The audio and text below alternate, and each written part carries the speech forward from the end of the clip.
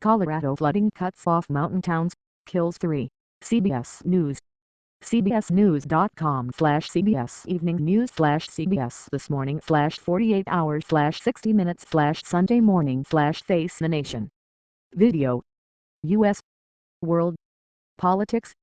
Entertainment. Health. Money Watch. Sci-Tech. Crime. Sports.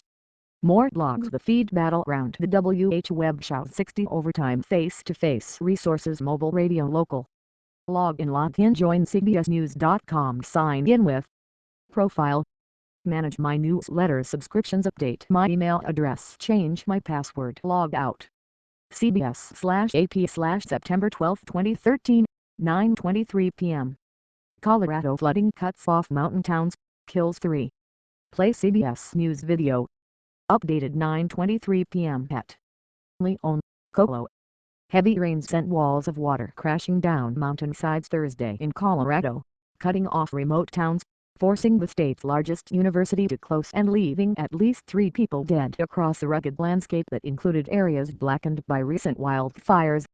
After a rainy week, up to 8 more inches fell in areas spanning from the Wyoming border south to the foothills west of Denver.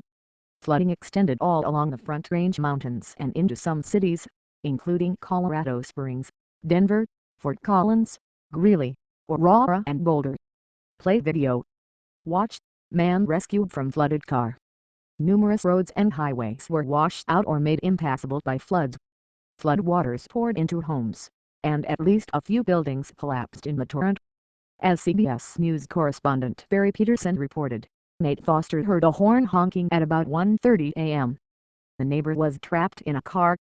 With roads cut off, there was no help from fire and police, so the first responders had to be Foster and his neighbors. They rescued her and her cat. We were a little concerned that the car would keep going, so 23 waited for level kind of subsided a little bit and did a chain and got her out.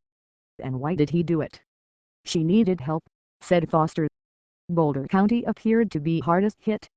Sheriff Joe Pell said the town of Leon was completely cut off because of flooded roads, and residents were huddling together on higher ground.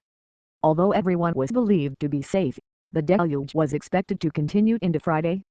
It is not an ordinary disaster, Pell said. All the preparation in the world, it can't put people up those canyons while these walls of water are coming down. Jason Stillman, 37, said he and his fiancée were forced to evacuate their home in Leon at about 3 a.m. after the nearby river began to overflow into the street.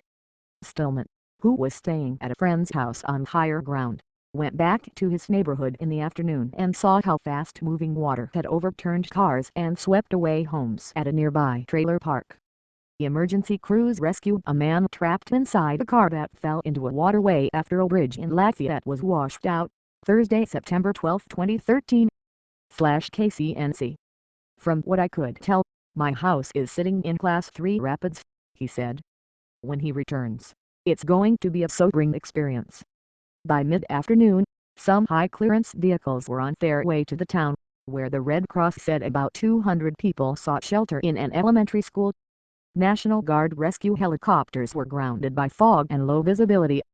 To the north, residents along the Big Thompson Canyon in Larimer County, scene of the deadliest flash flood in state history, were also evacuated.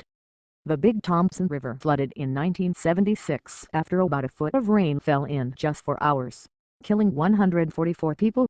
Water roaring across U.S. Highway 36 south of Leon prevented residents from leaving the Crestview subdivision, so Howard Waptel arranged for someone to meet him at a roadblock for a ride to a gas station. He needed more gasoline to keep his generator running so he could pump water out of his basement. This is more like something out of the Bible. I saw one of my neighbors building an ark, he joked, over the sound of the rushing water. Firefighters performed a daring rescue of 2 men trapped in vehicles in Rock Creek, east of Boulder. After rushing water collapsed a section of road, rescuers used a raft to reach the men, broke the car windows and lifted them to safety. Some of the flooding was exacerbated by wildfire burn scars that have spawned flash floods all summer in the mountains. That was particularly true in areas scarred by fire in 2010 near the tiny community of Jamestown and another near Colorado Springs' Waldo Canyon that was hit in 2012. Floodwaters swamped Boulder campus of